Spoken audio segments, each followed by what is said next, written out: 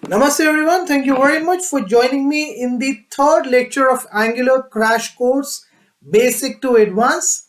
So in this one, we will talk about Angular components.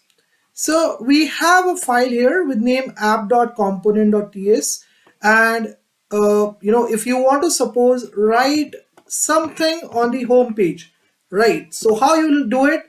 So this is the thing that you can play with. So just remove URL and in place of this thing you'll have to put these two signs, right? And then inside it you can put whatever you want to see on the front end. And as you can see now, see the text which I have written here in the code over here on the front end, right? Similarly, if you want to suppose modify the appearance of the text, you can use HTML tags. You will get the result like this. You want to change the color of this text to black, let's say. How can you do it?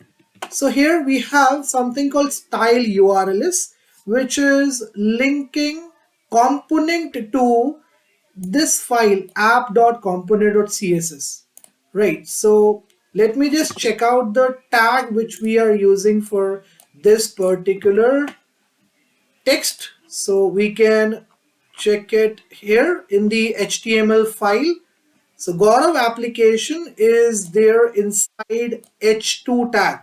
Okay, so what we have to do, we can simply write here h2 and then we can change the color using the color property. I want to see it getting reflected in black. So saving the changes, and as you can see now the text has changed from red to black. Similarly, if you want to change it to some other color, you can choose the color from this available list of colors and then you can simply execute the enter button and you'll get to see the changes over here like this. Now we have another thing here in this file, which is export class application component, right? And inside it we can see something called title and its value is Angular intros. How can we use it in HTML5? You can simply make use of these curly brackets and then you can pass the variable, and here you will get to see the changes like this. You want to pass some more variables, so you saving the changes, coming back to the HTML file, and here in place of this whole thing I would like to see the value of name getting reflected on the front end.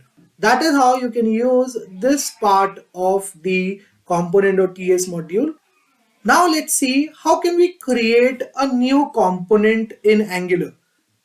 ng generate component, and then you have to write the name of the component. So let's say we have to create a component with name test. So this is how we can do it. Okay, so a component with name test has got created here, right? And let me just show you what we have inside these files of the test component. So in CSS we do not have anything, it's completely blank. Then in HTML we have test works. Okay, then we have a spec file which is for testing purpose, and we have a test.component.ts file in which we have the name of the selector as app test.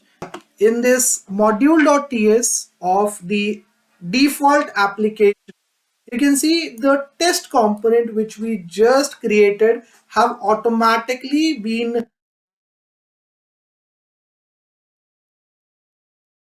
Angular, right? And you can see its name getting reflected in the declarations part also, right? So you do not have to do it manually. Angular will do it for you.